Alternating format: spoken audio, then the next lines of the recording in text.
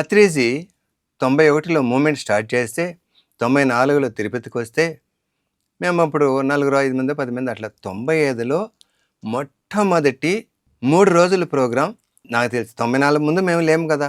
94లో అప్పటికే 4 సెంటర్‌లు. నాకు తెలిసి అంతకుముందు ఏమీ జరగలేదు. సార్ వెళ్ళడం, చెప్పడమే ఉండుంటుంది గానీ, 95లో మాకు ఫండ్స్ అన్నీ ఎతుక్కోవాలి కదా! నలుగురమే ఉన్నామప్పుడు. 95కి ఒక 10 మంది అయినాం. ఓకే. ప్రారంభంలో నలుగురే.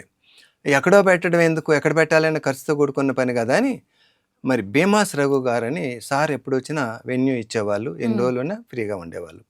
వాళ్ళది పై ఫ్లోరు అప్పటికి రెడీ అవ్వలేదు. అది కూడా ఎప్పుడు పెట్టాం? మేలో. మరి రాయలసీమలో తిరుపతిలో ఎలా ఉంటాయి ఎండలు? అవును. అందులో ఓపెన్ ప్లేస్. ఓన్లీ ఫ్లోర్ పైన స్లాబ్ వేశారు అంతే. సార్ ఏమో డేట్ ఇచ్చారు. ఎస్ అన్నాం.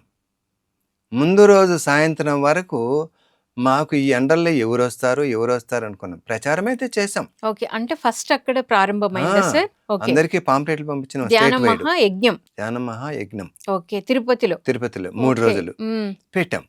పెట్టినప్పుడు ముందు రోజు వరకు విపరీతమైన ఎండ ఉంటే కరెక్ట్గా ఆ రోజు ఉదయం 8కంతా మబ్బులేసుకొని ఒక అద్భుతంగా 3 రోజుల వరకు అసలు ఎండ అనేది లేదు. చల్లటి వాతావరణంలో 3 రోజులు అద్భుతంగా కార్యక్రమం జరిగింది.